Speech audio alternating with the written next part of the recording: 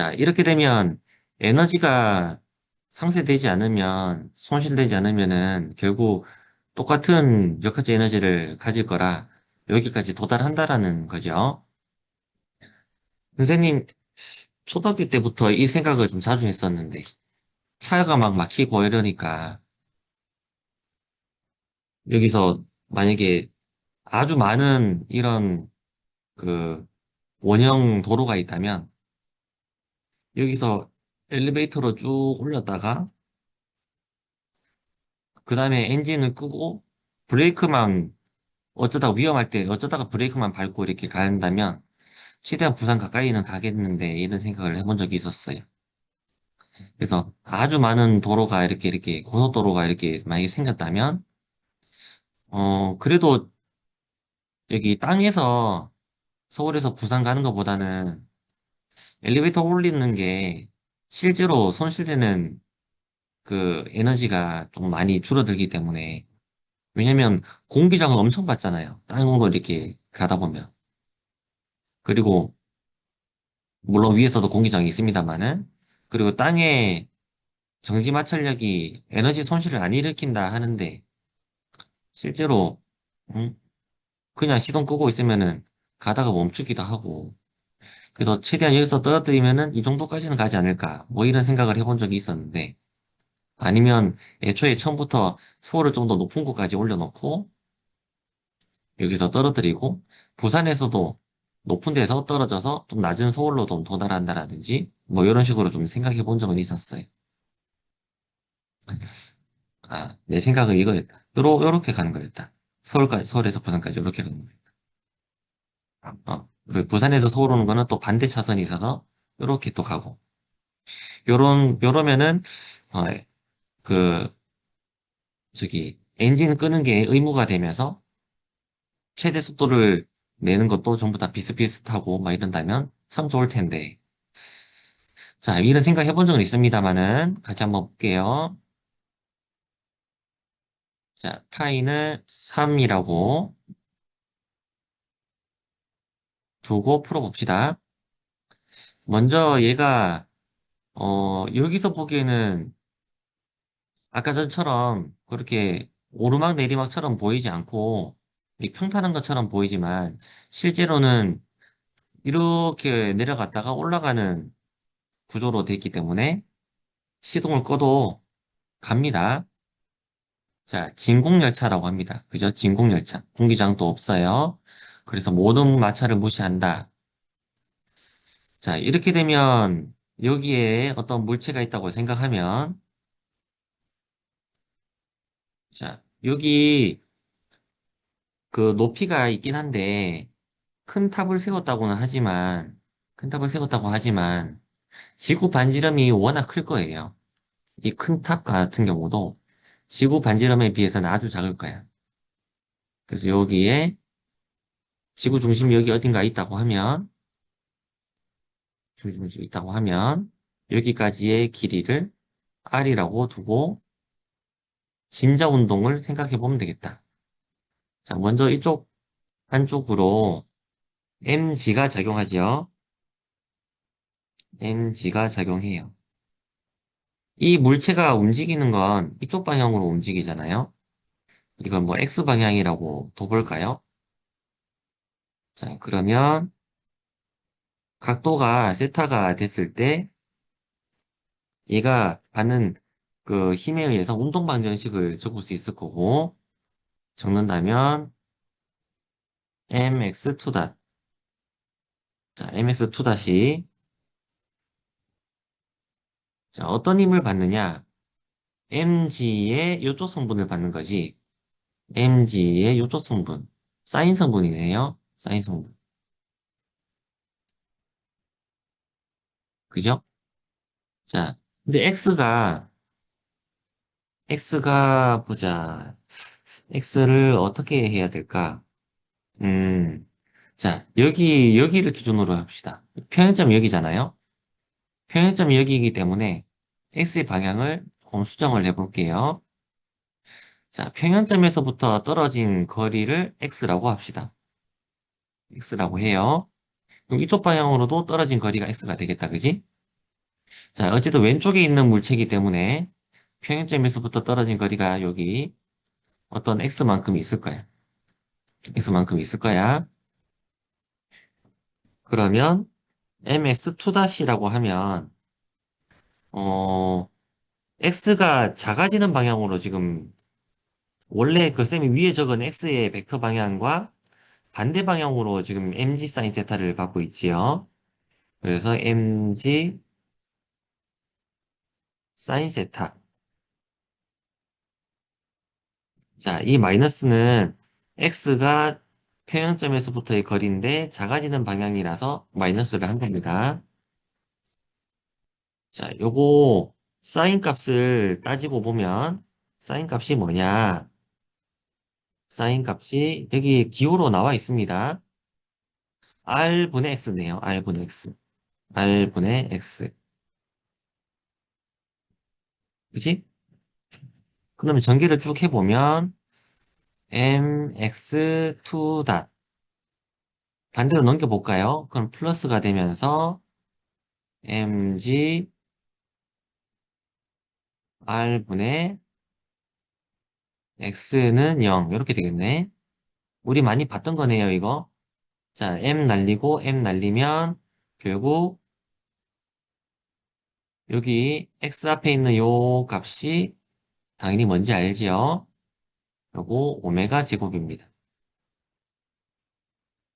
자, 단순 조화 운동에서의 요 그 저기 그 꼴이 나죠? x2 다 그리고 더하기 오메가 제곱 x 이런 식으로 났단 말이야.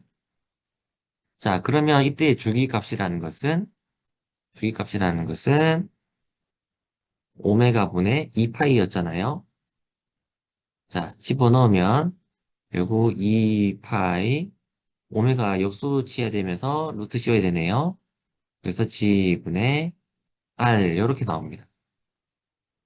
자, 문제 풀면은 당연히 생각하면 되지요. G가 크면 중력이 크면 잡아당기는 게 결국 크게 작용하기 때문에 좀 더 가속이 빠르니까 아래쪽으로 그럼 더 빨리 도착할 거 아니야. 그지? 더 빨리 도착하겠지요. T가 작아지겠지요. 맞는 이야기입니다. 자, 요거 그냥 대입해보면 됩니다. 그러면 계속 해볼까요? 2 곱하기 파이를 3으로 투자라고 했고, 루트 g는 10이라고 했고, 자, 표준 단위를 쓸게요. 지구 반지름이 6,400이라 했으니까, 64000에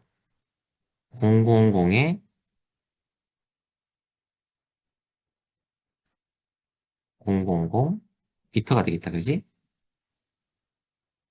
자, 이렇게 되겠네요. 10 날리고, 10 날리고, 여기 몇 개? 하나, 둘, 셋, 넷, 5개. 5개? 5개? 좀, 좀 지저분하게 나오네? 5개? 이상하다. 64. 아, 쌤이 공 하나를 더 붙여버렸네. 6,400이었으니까 처음에 여기 0 하나를 덜 적었어야 되는데. 0 하나를 덜 적었어야 되는데. 자, 0이 4개니까 결국 100으로 나오는 거고, 그러면 6 곱하기 100, 64 곱하기 8이네요. 그러면 루트 밖으로 나오면 8이 되겠다. 잠깐만. 음, 내가 뭐 실수 잘못했나? 28. 아, 오케이, 오케이. 48, 48, 48, 48. 계속 하면 나올 것 같아요. 자, 요거 정리하면 4800, 이게 단위가 지금 초입니다. 그죠?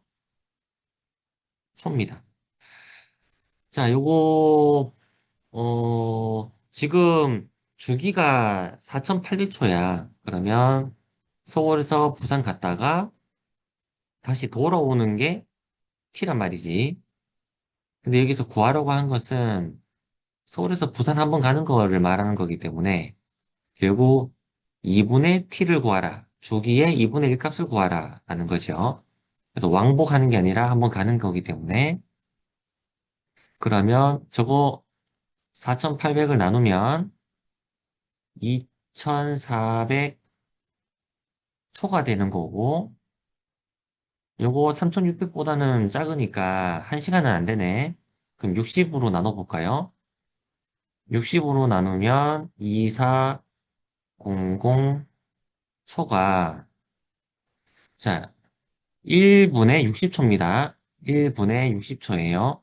미닛, 미닛이라고 적을게요. 그러면 결국 나눴을 때 40 미닛 나옵니다. 자, 이렇게 푸는 거예요. 자, 그 다음에 쌤이 또 하나 더 풀어볼래라고 물었던 게 있었어요.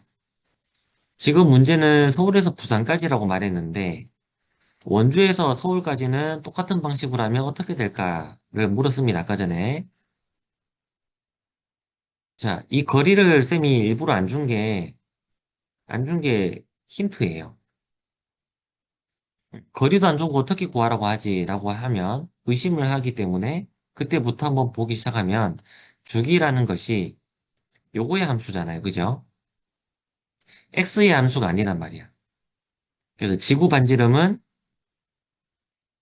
원주에서 서울을 가든 서울에서 부산을 가든 똑같죠? 중력 가속도도 똑같아요.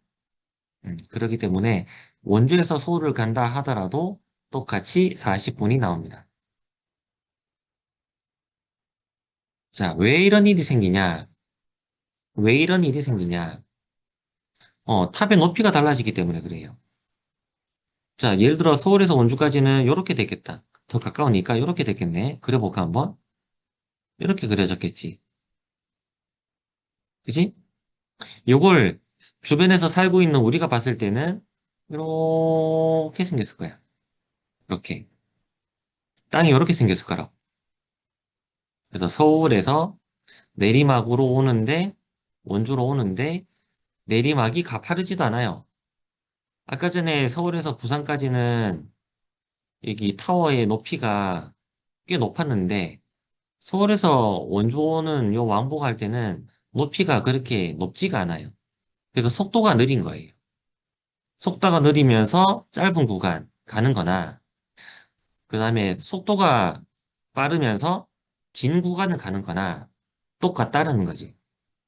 왜냐면은 주기 공식의 x 값이 x에 대한 그 식이 아니기 때문에 x에 무관합니다. 자, 이렇게 생각하면 되겠네요. 자, 우리가 그 단순 조화 운동을 하면서 여러 가지 상황에서의 식을 세워봤습니다. 그래서 이 문제도 이렇게 주어진 상태에서 식을 세우는 거. 요거 하나. 그 다음에 실수할 수 있는 거는 2분의 1 주기라는 것이죠. 자, 요거 두 개만 조심하면은 나머지는 힘들 게 없었을 것 같아요. 자, 맨날 이렇게만 우리가 문제를 풀었단 말이지. 이렇게. 그지?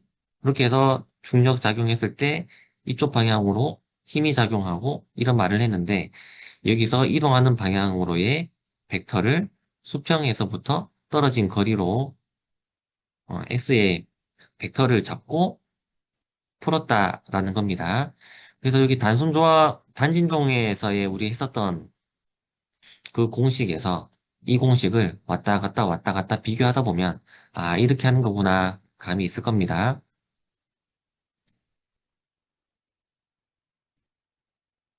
자, 여기까지가 원래 어제 하고 싶었었던 부분이었고, 자, 어제 문제 풀면서 요 1-2번 또 풀었단 말이에요. 자, 쌤이 요 1-2번을 풀면서 어떻게 하면 좋을까, 어느 지점에서 받을까를 이제 설명을 했어요. 설명할 때 쌤이 요 장면으로 설명을 해줬단 말이야. 이렇기 때문에 이게 작을수록 질량 손실이 결국 작아진다라고 말을 했어요. 질량 손실이 작아진다. 근데 이제 문제를 풀다 보면은, 내가 또 이게 한번 수식으로 이제 증명하면서 검토를 해야 될 때도 있는데, 이건 그 실제로 문제에서 요구하는 건 아니에요. 이거 그냥 쌤이 정리한 거지. 그래서 그냥 어 그냥 직관적으로 생각해도 됩니다. 예를 들어 아까 전에 그런 문제를 이렇게 봤을 때 어느 지점이 어느 지점이 이 공을 잡는 이 지점이 되었을 때 가장 가장 좋을 것인가를 말을 할 때 이 부분이 이 아마 채점 기준에서 그렇게 크지 않았을 것 같아요. 뭐 방향성으로 이야기해도 되고 그리고 가는 동안에 뒤에서 밀면은 더 효율적인 것이다. 이런 식으로 뭐 자기가 생각했을 때에 그냥 직관을 이용해서 말을 해도 됩니다. 근데 그 직관이 너무 충분하지 못한다. 그럴 때는 면접 요 장면에서는 만약에 면접할 때는 그냥 정성적으로 말하면 되는 거다. 굳이 식으로 풀이할 필요는 없다. 그리고 다음 페이지 요걸 했었던 것처럼 식으로 굳이 보일 필요는 없습니다. 자, 내신이랑 좀 달라요. 면접이라는 것은. 내신은 이제 일일이 식을 다 적어야 되는 게 내신이라면, 면접은 어느 정도는 식을 조금 띄엄띄엄 점프하면서 넘어가도 됩니다. 자, 여기까지가 저번 시간에 원래 다 하고 싶었던 내용이었고요. 이번엔 원운동입니다. 원운동에 대해서 우리가 1학기 때부터 계속 배웠거든요. 근데 안 가르칠까 하다가 괜히 어려운 개념까지 더 하면은, 물리 싫어하는 친구가 더 많아질 것 같아서 넘어간 부분까지 포함해서 설명을 좀 하도록 할게요. 자, 원운동. 좀 더 정리를 해봅시다. 자, 원운동에서의 가속도가 있는데, 처음에 우리가 알고 있는 가속도는 이겁니다. 자, 요거 구심 가속도라고 하죠. 구심 가속도라고 해요. R분의 V 제곱값. 이미 익히 잘 알고 있는 겁니다. 그래서 F는 MA라고 하면 이때 우리가 구심 가속도다 하고 풀었던 거죠. 자, 이때는 조심해야 되는 거 그때 이야기했는데 R자 힘이 아래쪽으로 이렇게 중심 방향으로만 작용하기 때문이고 속도가 변하는 방향이 이쪽 아래쪽 방향이라서 결국 가속도 방향도 이 방향입니다. 그러니까 지금 작용하고 있는 가속도가 이것밖에 없는 상황이죠. 근데 만약에 A가 등속이 아니다. 등속이 아니다. 그러면 이쪽 방향으로도 가속도가 작용할 수 있는 거지. 요 다음 장면에 나옵니다. AT라고 적고 그때는 두 개의 가속도를 다 고려를 해야 돼요. 우리가 제일 처음에 구심 가속도를 배웠었던 이유는 그나마 원운동 중에 간단하니까. 이것만 지금 모든 가속도가 구심 가속도가 된 이유는 등속 원운동이기 때문에 그래요. 자, 등속 원운동일 때만 그렇습니다. 그나마 간단한 원운동을 먼저 배웠기 때문에 우리가 원운동에서의 가속도는 구심 가속도다라고 계속 연습을 하고 그러다 보니까 계속 구심 가속도만 생각할 수 있는데 접선 방향 가속도가 존재할 수 있습니다. 알았죠? 자, 그 부분 조심해야 됩니다. 자, 접선 방향으로의 가속도가 AT라고 적히는 거고 요건 각가속도가 만약에 알파로 주어졌을 때 R알파라고 했죠. 자, 요거 접선 방향으로의 가속도는 속도의 변화죠. 속도의 변화율. 그래서 dt분의 dv로 적을 수가 있는데, 요 t에 적힌 그 글자는 탄젠셜, 접선의라는 방향의 그 속도도 있습니다. 그래서 at는 접선 방향 가속도다. 그래서 두 방향의 가속도를 항상 고려해야 되고, 만약에, 이게 만약에 V가 일정하다라면, V가 일정하다면, V가 변하지 않는 양이라면, 당연히 변화량이 0일 거 아니에요. 그죠? 이게 0일 거 아니에요. 그러니까 당연히 접선 방향 가속도도 0이 되는 거고, 너무 이 상황에 대해서만 우리가 기억하고 있을 필요는 없고, 항상 가속도는 둘 다 있을 수가 있다. 요 두 가속도를 같이 고려해야 됩니다. 알았죠? 시간이 지나면 또 까먹을까 봐 쌤 이야기하는 거예요. 자, 이런 문제를 푼 적이 있었어요. 이런 문제를. 이게 퍼펙트 물리에 있던가 뭐 그랬던 것 같은데. 자, 한 번 더 풀어봅니다, 이거.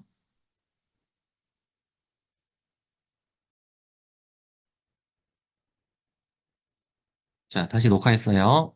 그래서 최종적으로 답을 구했다면은 이게 맞는지 물리적으로 현상을 한번 이해를 해야 되고, 이게 맞다면 차원도 한번 분석해보고, 계수라는 것이 단위가 없는 양이기 때문에 가속도가 나왔으니까 맞는 말이지요.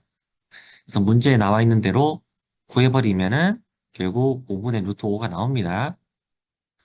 자, 여기에서 우리가 명심하게, 주의 깊게 봐야 되는 거, 구심 가속도만 생각하지 마라. 왜냐면 접선 방향 AT가 존재한다면 R자 가속도를 결국 이렇게 AR이랑 AT의 그 그 합력으로 이 방향을 구해야 된다. 이게 결국 질량 이민 물체의 MA로 작용할 거니까. 그리고 이렇게 식을 적었다면 움직이지 않으니까. 그래서 가속도 성분과, 그 힘 성분과, 그리고 그 정지마찰력이 결국 같기 때문에 움직이지 않는다. 미끄러지지 않기 위한 이 말이 결국 이 말이죠. 말을 식으로 바꾼 장면이 이 부분이고, 최소값은이라고 했기 때문에 이 말과 함께 이렇게 식을 정리하면 되겠다. 자, 잘 기억해놔요. AR이랑 AT랑 항상 고려해야 된다.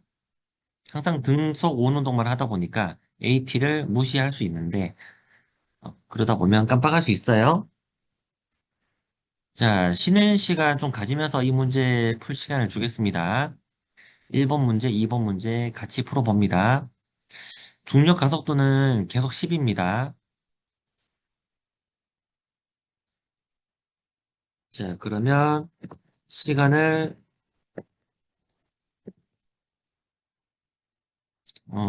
보자. 지금이 53분,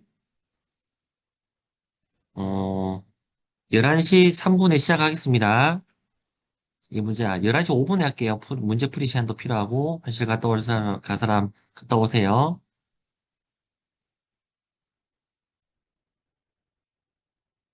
자, 정답은 이렇게 그려야 돼요. 한번 생각해 볼까요? 자, 공통점이 있습니다. 공통점은 간 거리가 같아요. 같은 곡률 반경이 있으니까, 그래서 이동 거리가 같아야 돼요. 그러니까 면적이 같아야 된단 말이지. 그지? A 같은 경우는 속도가 느려지죠. 그죠? 느려지다가 빨라질 겁니다. 그래서 가속도가 마이너스였다가 가속도가 플러스가 될 거고, 밑에 B 같은 경우는 빨라집니다. 가속도가 플러스였다가 올라가면서 가속도가 마이너스가 되죠. 그죠? 자, 많은 친구들이 이렇게 그렸어요. 이런 식으로 그렸어요. 이렇게 그렸어요.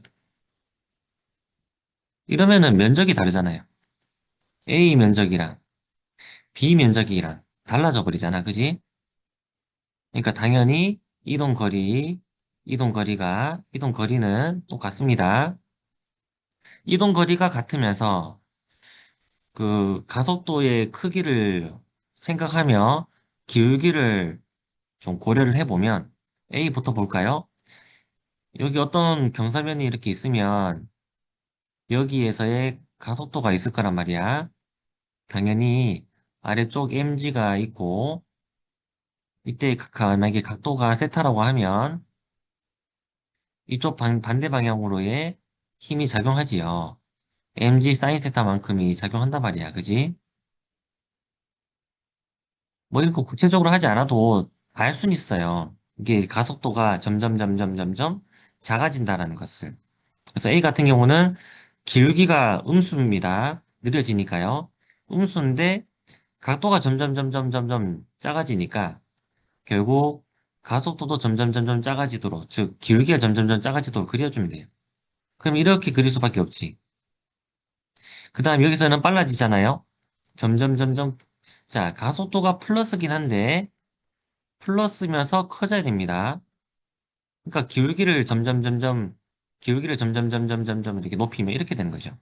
그러니까 A의 그래프는 이렇게 아래쪽으로 오목한 거를 알겠고, B는 처음에 기울기가 크죠? 기울기가 되게 가팔라요, 여기. 세타가 크다라는 말은 가속도가 플러스긴 하면서 가속도가 점점 기울기가, 경사면의 기울기가 작아지면서 가속도는 어쨌든 작아지긴 합니다. 플러스면서 작아지는 거. 그러면 이렇게 그릴 수밖에 없죠. 기울기가 점점. 플러스긴 하지만 작아지는 그래프로.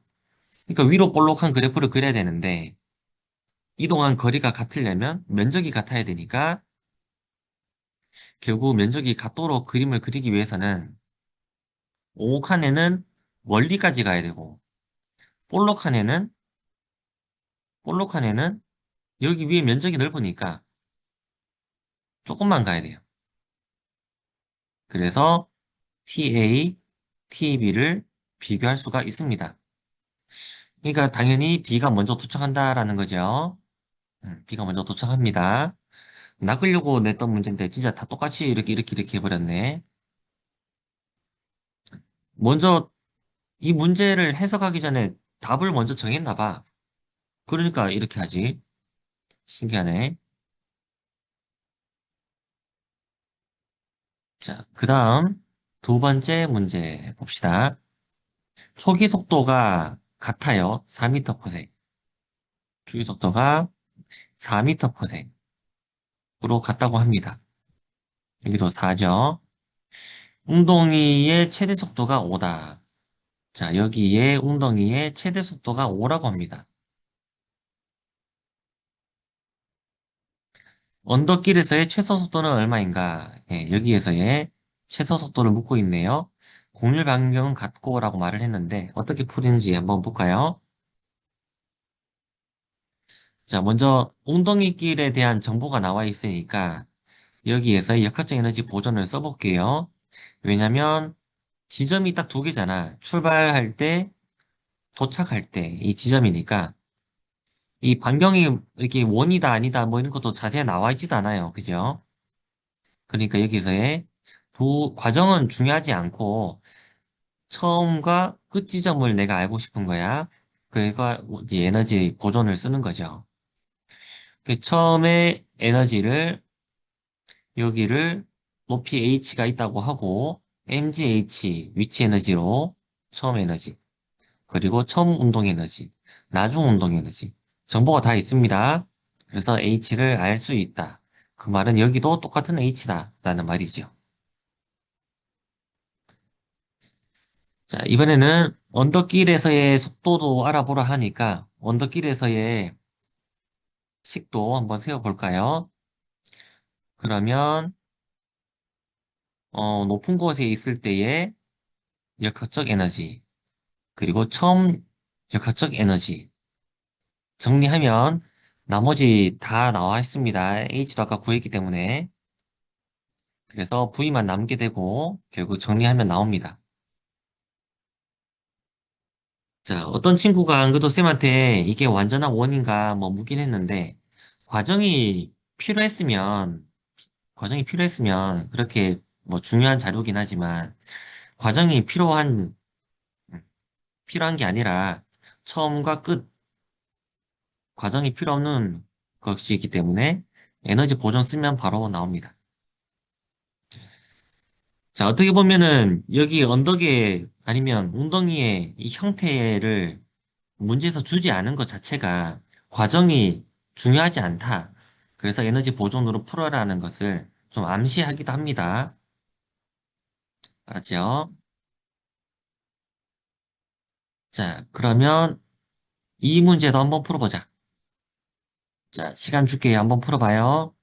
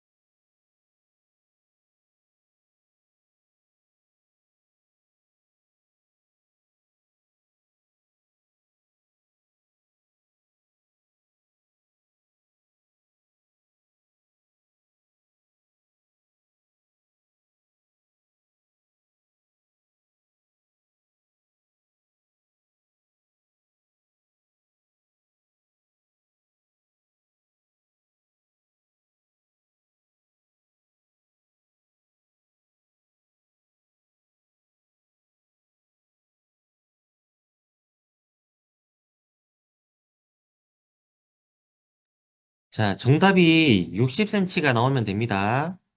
풀었으면 풀었다고, 과정은 안 보여줘도 되니까 풀었다고만 말해줘요.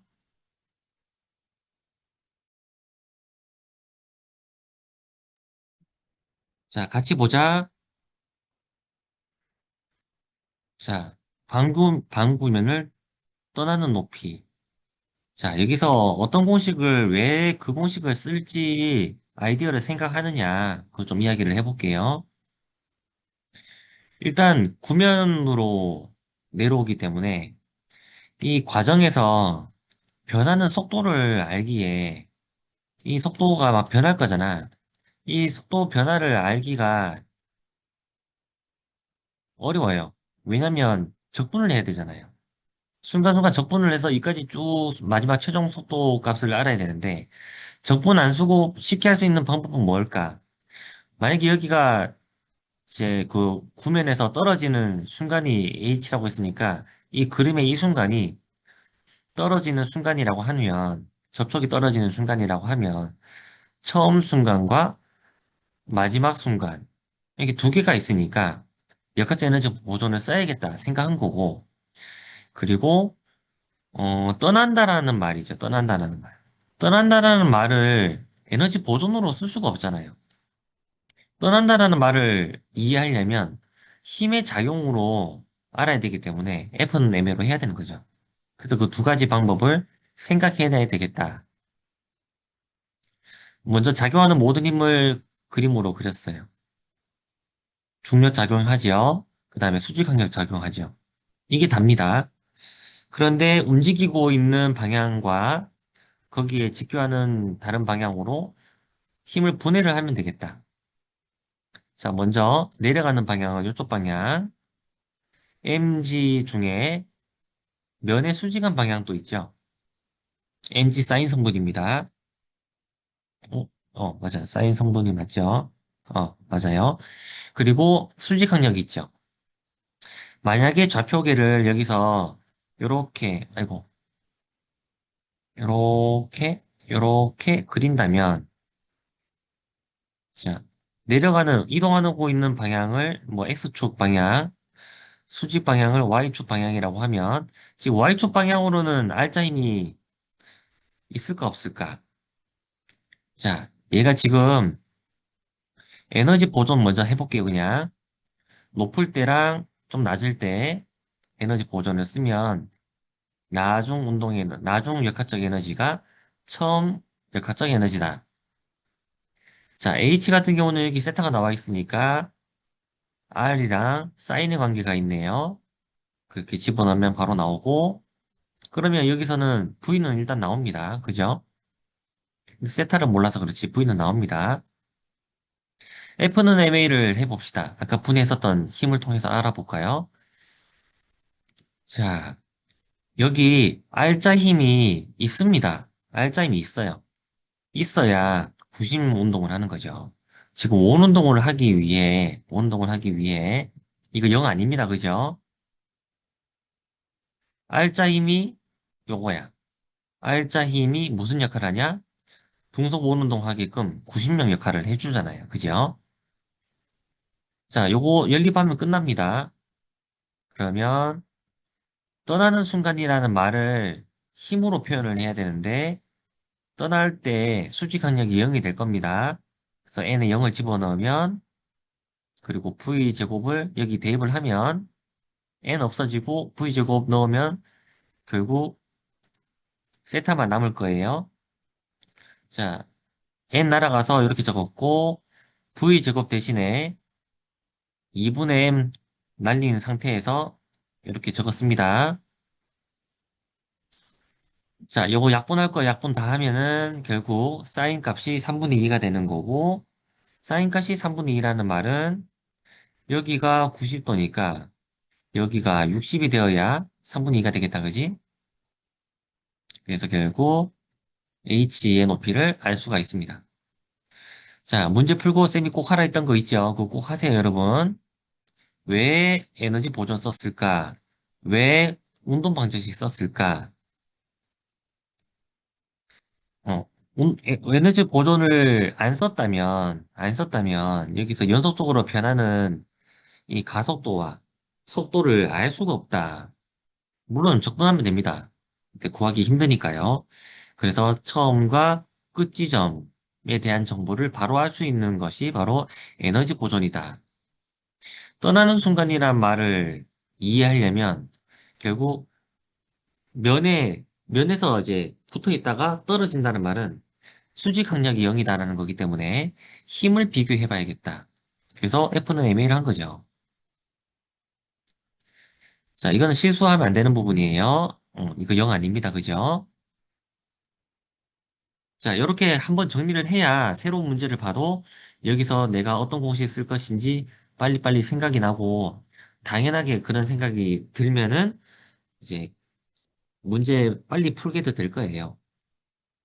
아주 많은 문제를 풀면서 뭐 가능하기도 합니다만은 이렇게 한 문제를 뜯어보고 하는데 시간이 오래 걸리는 게 아니니까 또 우리가 다른 공부도 해야 되니까 너무 많은 시간 투자할 수는 없잖아요.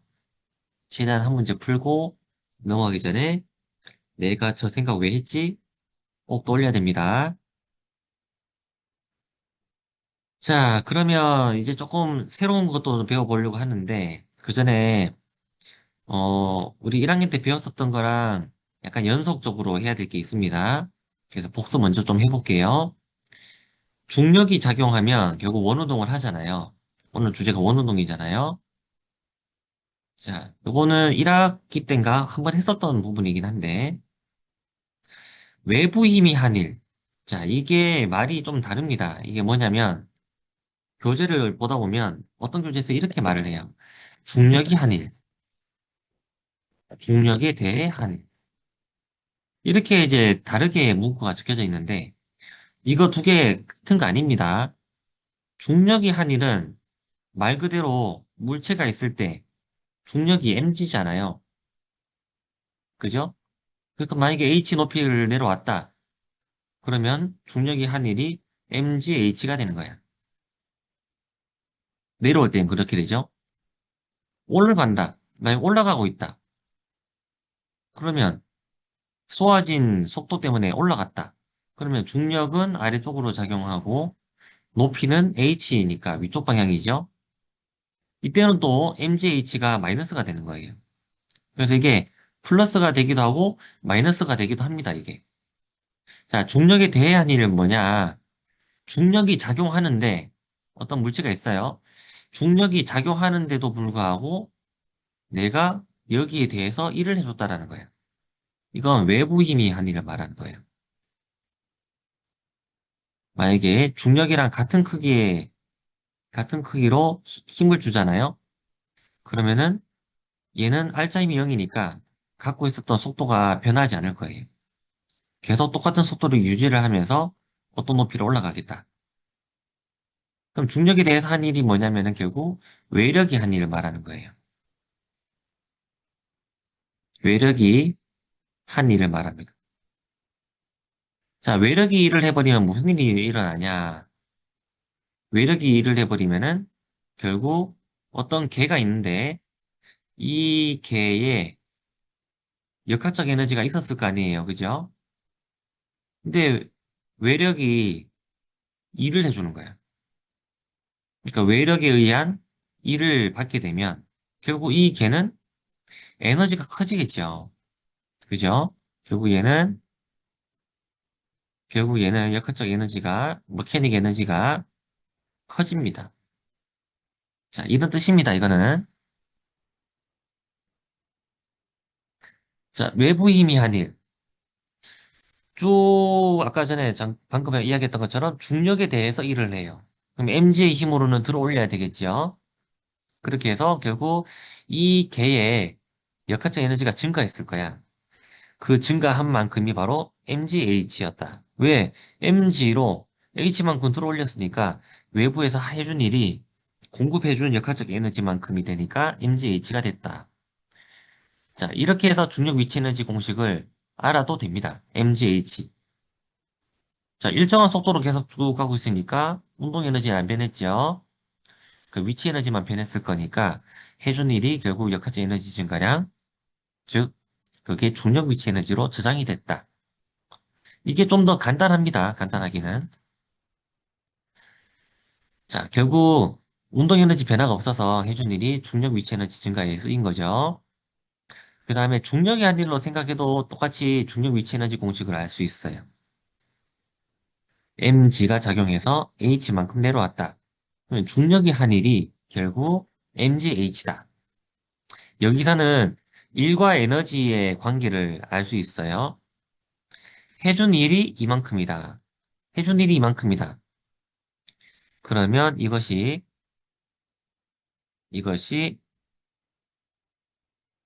내부 에너지, 포텐셜 에너지 변화량의 마이너스. 자, 이건 에너지의 정의를 말을 해야 됩니다. 에너지. 에너지라는 것은 일을 할 수 있는 능력을 말하는 거죠. 자, 일을 할 수 있는 능력이기 때문에, 잠깐만, 요거 크기를 줄이려면 어떻게 줄일 수 있지?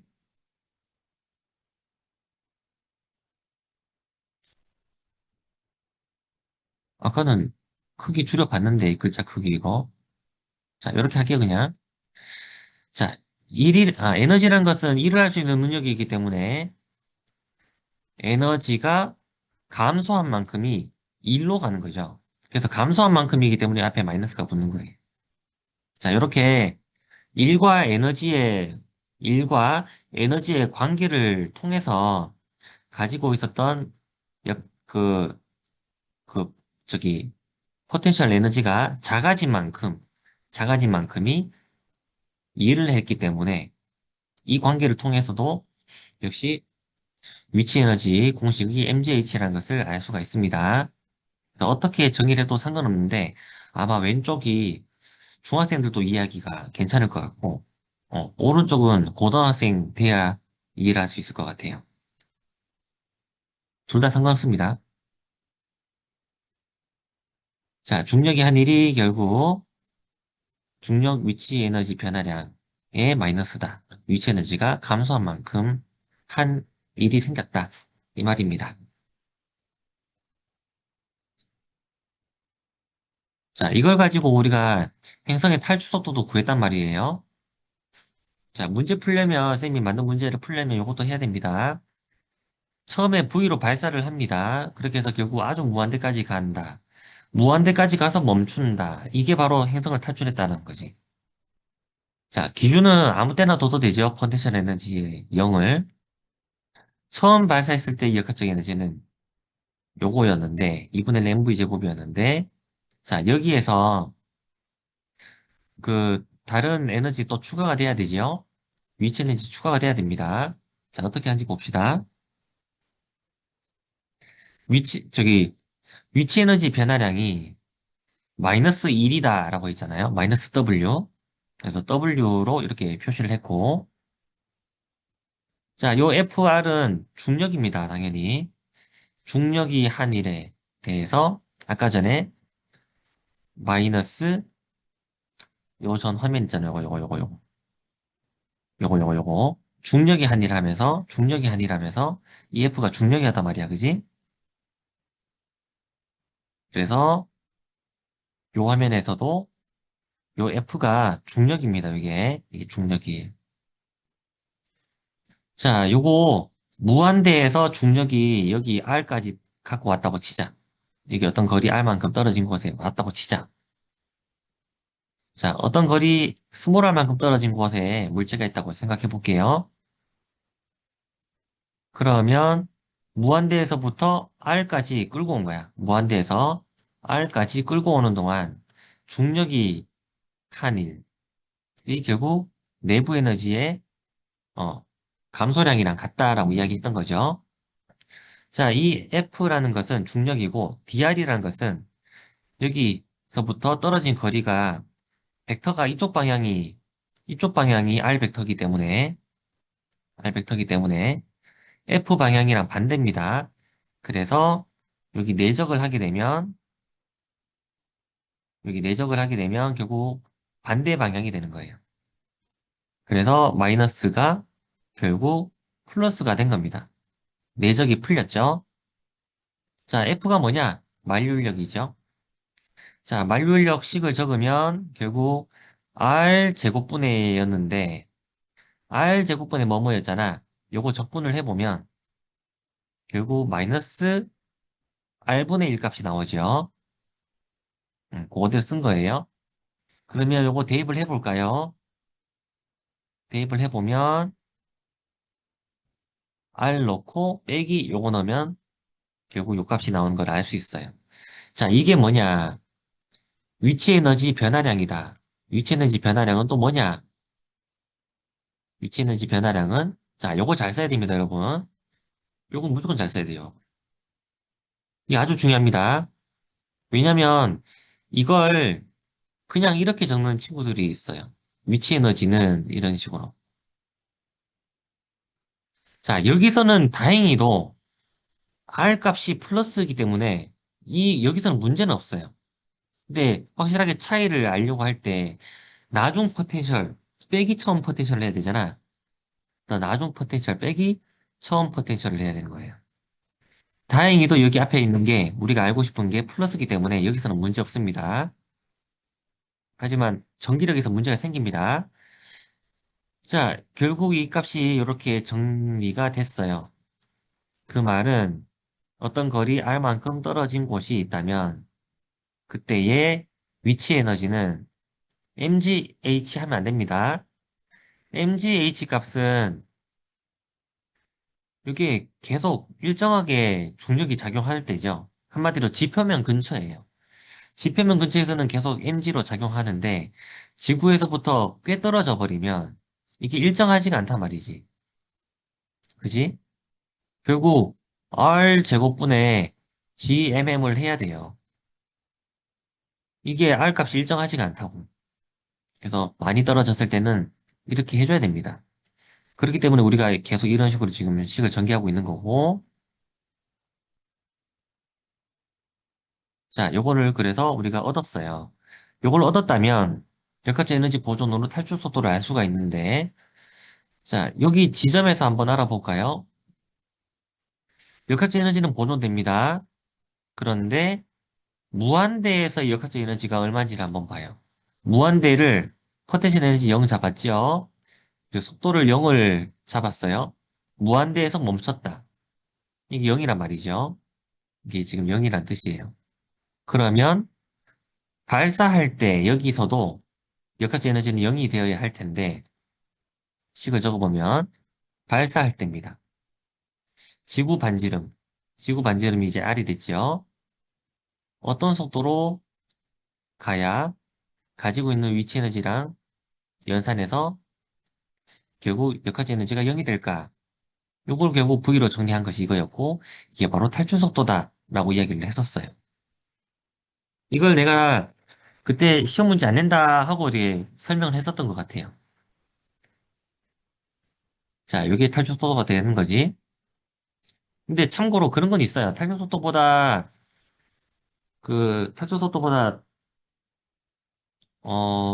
보자. 탈출 속도보다 좀 느려도 빠져나가긴 해. 왜냐면 그 탈출 속도라는 값이 있는데 뭐 이런 거지. 오늘 시험을 치고 70점 넘는 사람만 빠져나갈 수 있다. 그러면 평균 60점 받는 애는 못 빠져나가겠지. 근데 얘가 평균 60점이야. 평균 60점이지 어쩌다가 75점 나간다고. 그러니까 빠져나갈 수 있잖아, 그지? 그래서 기체들이 움직이고 있어요. 지구에 있는 기체들의 속도가 제각각일 거야. 질량에 따라. 그런데 어떤 애는 탈출 속도보다 느려. 근데 이거는 얘가 보통 그렇게 움직인다는 것이지. 확률적으로 보면 같은 기체인데도 빠르게 움직이는 애가 있을 거란 말이야.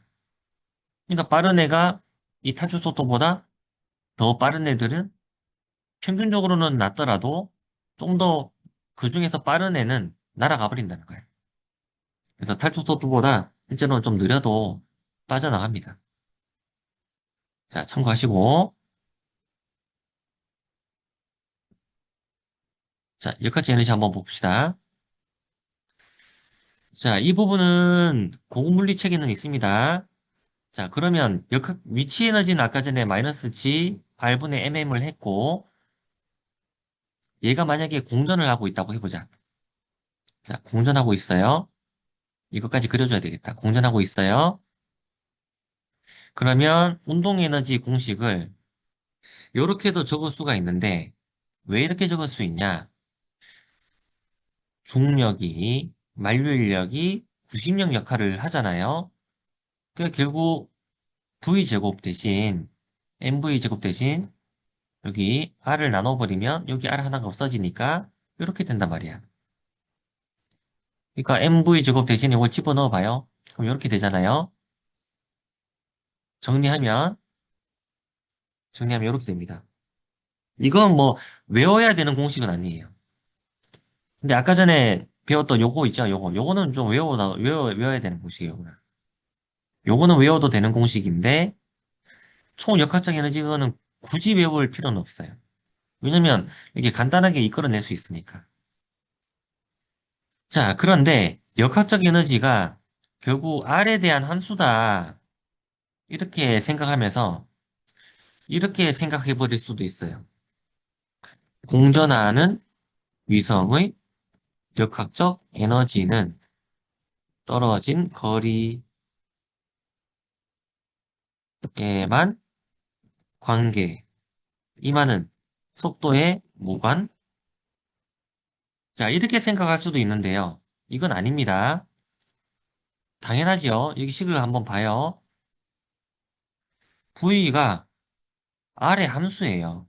그죠? 그래서 이 결과만 놓고 하면 안 됩니다. 이 중간 과정에서 이렇게 했었던 이유는 원운동을 유지했기 때문에 그래요. 자, 무슨 말이냐? 어떤 거리 R을 지금 유지하면서 돌고 있는데 속도가 커져. 속도가 커져버리면, 속도가 커져버리면 얘는 이쪽 안쪽 궤도가 아니라 더 멀리 있는 궤도로 가버린다고. 그지?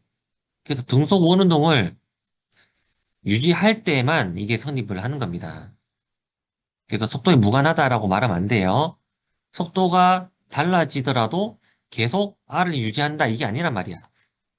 속도가 달라지면 궤도가 달라지는 거예요. 그러니까 등속으로 원운동을 유지할 때 이게 성립한다라는 뜻입니다. 여기 왼쪽에 있는 식을 봐요. 이게 그 중력이 90력 역할을 한다라는 걸 이용한 거잖아. 그러니까 한마디로 원운동을 하고 있는 거야. 등속 원운동. 등속 원운동을 한다라고 이미 가정을 하고 이끌어내는 거기 때문에 등속 원운동 할 때만 이게 성립하는 식이라는 거야. 알았지요? 그러니까 여기서 부위가 달라지더라도 이래 돼버리면 전제에서 깨져버린 거야. 그러니까 이것도 깨지는 거라고. 그렇게 하면 안 돼요. 자, 문제를 하나 풀어봅시다. 쉬는 시간 좀 가지면서 풀어볼까요? 그러면 12시, 열두 시에 시작합시다.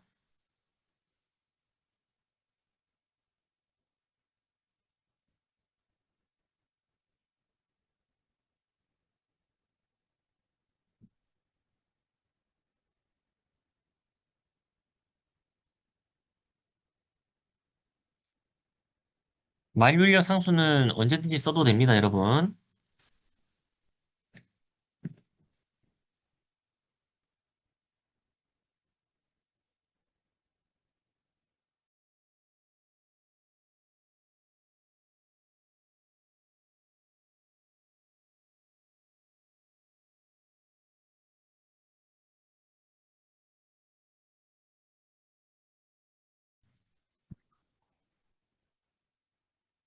자, 보통은 우리가 아주 큰 질량과 작은 질량, 이렇게 질량 차이가 클 때를 말을 많이 해요.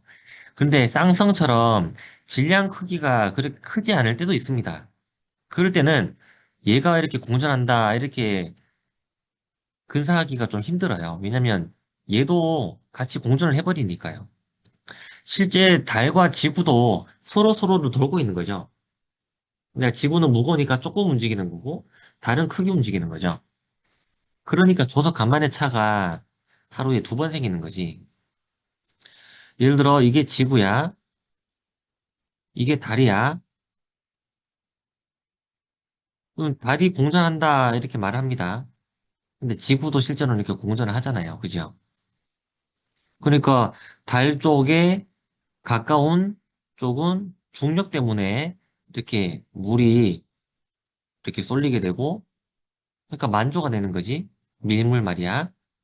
그 다음에 반대편은 지구의 공전에 의한 원심력으로 또 반대쪽으로 또 쏠립니다. 자, 그런 게 있어서 결국 지구도 공전한다라는 거고, 자, 이런 상황을 놓고 볼까요? 그렇게 질량 차가 크지 않아 보이죠, 이제? 라지 M을 적으면 왠지 커 보이니까 그냥 스몰 M으로 두 개를 적었어요. 실제로 둘 다 움직입니다. 이때 이쪽 방향을 벡터를 잡아볼게요.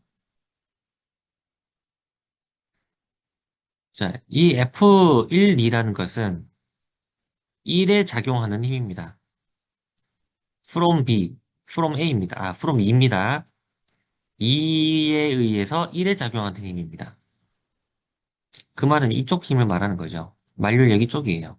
그러다 보니까 설정했었던 벡터는 반대 방향이라 단위 벡터랑 반대 방향이라서 마이너스가 붙은 겁니다.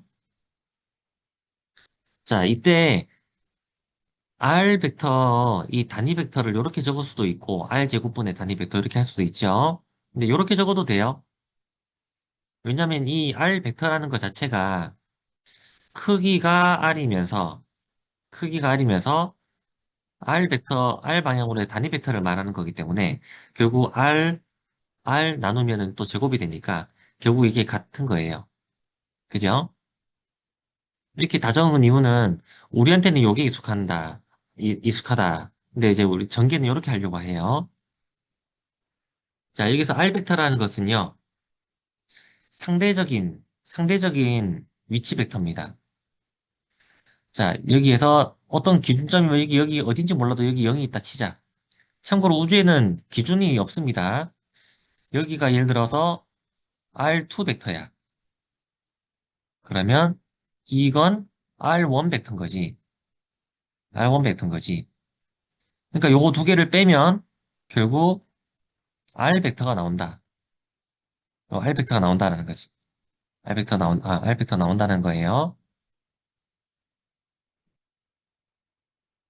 자, 요 말을 하는 겁니다, 지금. 그래서 R1 빼기 R2를 해야 R 벡터가 된다. 이거 왜 하고 있냐? 절대적인 기준이 없잖아요, 실제로는. 그죠? 그래서 상대적으로 어떻게 움직이는가가 중요한 거야. 그래서 상대적으로 이렇게 벡터로 위치를 표현한 거란 말이지. 요거 미분하면 상대적인 속도도 알 수 있고, 상대적인 가속도도 알 수 있거든요. 그래서 상대적인 운동을 알고 싶을 때입니다. 상대적인 운동을. 자, 계속 해봅시다. 요거 두 번 미분하면요. R2 닷 되죠. 시간으로 두 번 미분한 겁니다. 한마디로 가속도를 말하는 거예요. 자, 계속 전개해 볼게요. 어, MA 같은 경우는, 자, 첫 번째 물체의 MA는, 첫 번째 물체의 MA는 이렇게 작용하고, 이게 지금 위에 겁니다. 이게 지금 위에 거예요. 이게 똑같은 거예요, 이게. 1번 물체에 작용하는 힘이 결국 F는 MA니까. 지금 똑같은 식을 적은 거예요, 결국. 그리고 두 번째 물체에 작용하는 힘은, 자, 두 번째 물체는 이쪽 방향으로 끌어당겨지는 힘이 작용하지요. R 벡터랑 같아요. 그래서 플러스를 한 거고.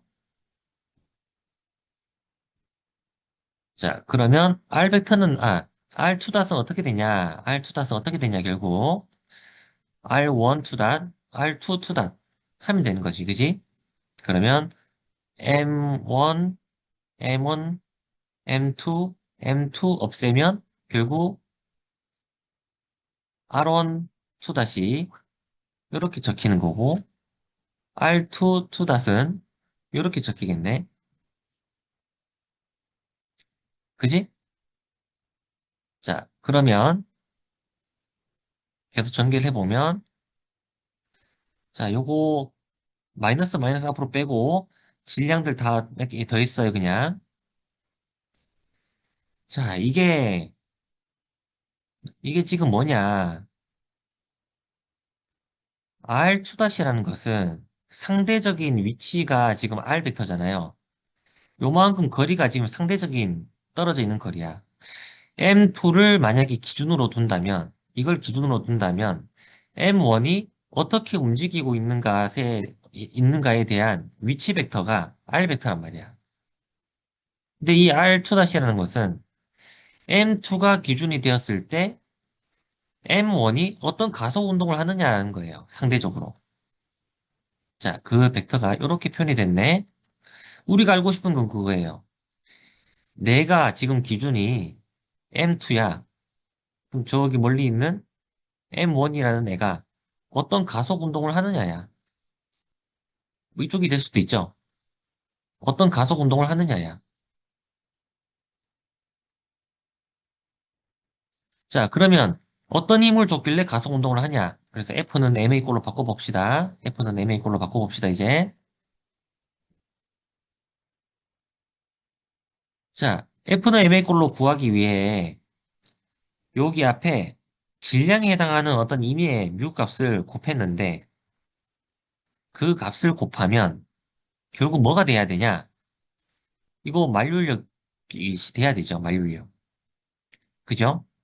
그래서 내가 봤을 때 얘를 끌어당기는 이 힘이라는 것은 만류력 공식이 나와야 돼요. 방향은 마이너스 방향으로 나오는 거죠. 그지? 이건 일단 결과로 우리가 나와야 되는 값이야.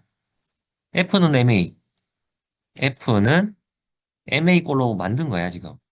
근데 이 M에 해당하는 부분을 그냥 임의로 내가 넣은 거라고, 뮤라고. 그 위의 시계를 한번 비교해 볼까요?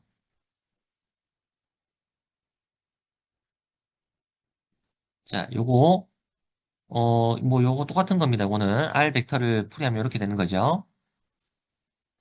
자, 결국, 뮤 값에 뭘 집어넣어야 되냐. 자, 이걸 한번 집어넣어 볼래요, 여러분? 요걸 R2닷에 집어넣어 볼래요? R2닷에 집어넣어 봐요. 그렇게 해서 이게 나오게 하려면, 결국 뮤 값은 뭐가 돼야 되냐? 뮤 값은 요렇게 나와야 이 식이 성립합니다. 그죠? 그래서 M1 플러스 M2는 없어져야 되고, 그러니까 나눈 거고, 그 다음에 M1, M2 곱이 등장을 해야 되니까 여기 나타난 거예요, 이렇게. 자, 지금 엄청 큰 질량과 작은 질량이 있어서 기준이 되는 큰 질량이 있으면은 이 상대적인 운동을 할 필요도 없어요. 그냥 기준이 라지 M이 되기 때문에. 잠깐 나가는 친구가 좀 되게 많네. 자, 그런데 질량이 비슷하기 때문에 M2도 움직입니다, 실제로는. 얘도 움직이는데, 그래도 얘를 기준으로 두고 M1을 알아보자라는 거지. 그래서 M2가 기준이었을 때에 M1을 어떤 질량으로 바라보고 만류력 공식을 써도 되겠냐, 이 말이에요. 그래서 M2가 봤을 때 M1의 질량을 뮤로 바라보면 만류력 공식 그대로 써도 된다, 이 말이에요. 알았지요? 자, 정리를 좀 했길 바랍니다, 오늘. 자, 마치 어떤 느낌이 또 드냐? 요거는 그냥 참고로 봅니다. 마치 이런 느낌도 듭니다만은, 요 질량이, 요 질량이, 이렇게 다른 질량과 작용하는 만류력의 크기, 이렇게 뭐 바라봐도 뭐 되긴 한데, 이거는 뭐 그냥 보여주는 겁니다. 이거 뮤 값을 넣고 넘겨버리면은 결국 요 값만 남잖아요. 요 위에 있는 값만 남잖아. 그래서 밑에 있는 분모는 위로 가버린 거예요, 이렇게 지금. 마치 요런 질량이, 요런 질량이, 즉, 요런 질량이 다른 질량 요것과 같이 끌어당기는 뭐 만류 인력 뭐 이런 식으로도 보이긴 합니다만은 뭐 이걸 쓸 데는 없어요. 자, 문제를 한번 봅시다. 자, 이 문제를 그냥 풀어보기도 하고 방금 봤던 환산 질량으로도 한번 풀어봅니다. 두 가지 방법으로 풀어봐요, 여러분. 알았죠? 시간이 조금 걸릴 수 있을 것 같은데요. 일단은 두 번 풀어야 되니까 10분 주겠습니다. 2시, 아니다, 2시가 아니지. 지금 몇 시야? 12시, 12시 28분까지 풀어봅니다.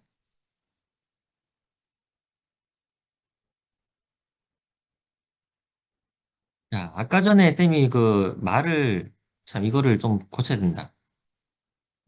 이거, 얘들아, 이거 환산질량이라고 해야 돼, 환산질량. 좀 달라요, 개념이. 환산질량. 바꿔주세요, 환산질량이라고. 자, 유효질량은 그 다음에 나옵니다. 이 필요성 1도 지워야 해요, 그러면. 이렇게 요걸 필요성만 지워주고. 자, 이렇게 정리하세요. 자, 문제 계속 풀어보도록 하겠습니다, 그러면. 자, 먼저 그냥 풀어볼게요. 상대 속도 뭐, 그, 환산질량 안 쓰고 풀어볼게요. 서로 가까워진다. 자, 처음에 정지했었단 말이지. 근데 서로 작용 반작용해서 가까워지는 거잖아. 그러니까 처음 운동량이 0이었고 나중 운동량 또 0이 돼야 되겠죠. 그래서 같아야 됩니다. 요거 운동량 보존 법칙 그리고 멀리 떨어져 있을 때에 그 정지했었으니까 그때 역학적 에너지를 0이라고 둔다면 가까워졌을 때 역학적 에너지가 이렇게 되겠죠. 운동 에너지 더하기 위치 에너지. 자, 상대 속도를 구하라. 먼저 연립을 하면요. V1이 이렇게 나오고 V2가 이렇게 나옵니다. 상대 속도라는 것은 이 차이를 말하는 거잖아요. 빼면 돼요. 빼면 나옵니다. 자, 정리를 하면 이렇게 나오겠죠. 이게 정답이었고요. 그 다음에 환산질량으로도 한번 해봅시다. 상대적인 속도를 구하라고 했으니까 바로 상대적인 속도를 구할 수 있는 환산질량을 바로 써도 되겠다. 환산질량 공식이었죠. 아까 전에 했어요. 자, 요거 보자. 역학적 에너지가 처음에 0이었고 나중 운동 에너지가 이렇게 쓰일 수 있어요. 환산 질량으로 쓰면 운동 에너지 공식을 그냥 2분의 1 뮤 v 제곱으로 이렇게 쓰면 돼요. 그 다음에 중력 위치 에너지 그대로 쓴 거고 요거 정리를 하면 v 제곱 빼놓고 뮤 값을 그냥 집어넣으면 됩니다.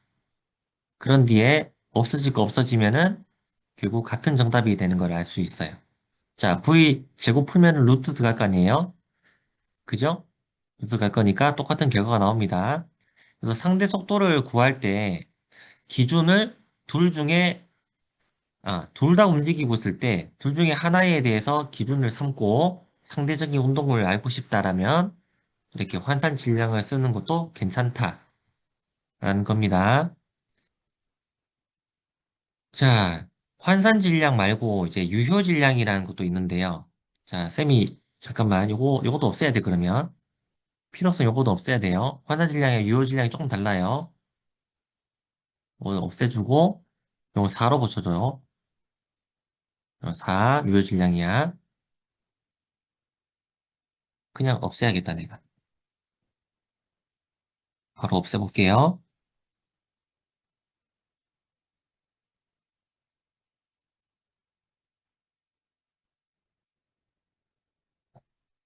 자, 요거 4로 바꾸고, 이렇게 필기를 해보세요. 자, 유효 질량은 회전 운동이랑 병진 운동에 대해서 계산을 쉽게 하려고 쓰는 건데요. 이게 무슨 말이냐?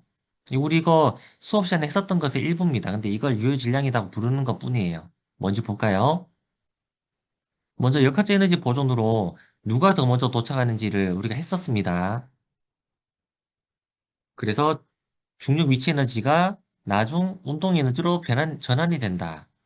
이때 굴림 운동을 한다라고 치면 굴림 운동 때문에 이 오메가 값이 R분의 V가 된단 말이야. R분의 V가 됐다 맞죠? 이렇게. 자, 그리고 I 값은 그대로 일단 남겨놨어요. M은 곱해지면 없어졌을 건데. 자, 여기에서 요만큼을, 요만큼을 하나로 본다면 결국 2분의 1, 뭐 V제곱 이렇게 되잖아. 그러니까 이건 좀 단순합니다. 이만큼의 양을, 뭐 물론 이제 이거를 풀이하면은 이렇게 되겠지만, 그냥 좀 단순하게 하기 위해서예요. 이걸 군림운동이랑 병진운동이랑 싸그리 합쳐갖고 또 다른 어떤 질량으로 이렇게 처치해 놓는 거. 요걸 유효질량이라고 불러요. 이펙티브 집어넣어서 2분의 1, 뭐 V제곱 이렇게 나타낸다면 요 공식을 따로 외워놓고 있다면 요 공식을 외워놓고 있다면 편하게 쓸 수 있겠다. 요런 뜻입니다, 요거는. 자, 유효질량은, 유효질량 같은 경우는, 이렇게 좀 식을 간단하게 하기 위해서 이렇게 쓰는 것 뿐이고, 상대적인 운동을 뭐 이렇게 따지는 아까 전에 환산질량이랑은 다릅니다. 자, 차이가 있죠? 자, 이거 뭐 그렇게 안 써도 되는 거예요, 굳이 안 써도 되는 거고, 그냥 그때그때마다 나타나는 오메가를 R분의 V로 치환하거나 아니면 관성 모멘트 값을 집어넣어서 그냥 풀어도 되는 거기 때문에 이거 그냥 소개만 해주는 겁니다. 자, 아까 전에 재현이가 질문했었던 것에 대답을 좀 해볼게요. 요거 있잖아요. 요거 무시하는 거였어요. 원래는 무시하면 안 된다면 요것에 의한 저기 그 위치 에너지도 따졌어야 돼요. 원래는. 그렇게 된다면 여기다가 더 추가가 됐겠지. 뭐가 더 추가가 됐겠냐? 똑같이 하면 되지. 2R만큼 떨어져 있고 질량이 M인 애가 저 멀리 있는데 또 M인 애가 있으니까 R제곱. 요만큼이 더 추가됐을 거예요. 당연히 마이너스 값입니다. 여기 더 추가가 되면 되는데 요것에 의한 그 역학적 에너지는 뭐 무시한다 이런 말이 문제에 생략돼 있더라고요, 보니까. 자, 그렇게 알고 풀면 되겠습니다. 원래는 해줘야 됩니다, 이거. 자, 오늘 여기까지 할까요, 여러분? 내일은 보자. 내일 보자. 내일. 내일은 오전에 같은 시간에 하겠습니다, 여러분. 자, 오늘도 고생했어요. 잘 가. 음, 내일 오후반 있습니다.